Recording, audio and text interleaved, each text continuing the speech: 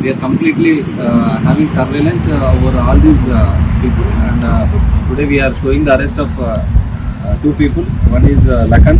in 29 years, Balki Taluka, Bidar Jilla, and Siddhiram, ఈయన కూడా బీదర్ జిల్లా. సో ముఖ్యంగా ఇదంతా ఇంత పెద్ద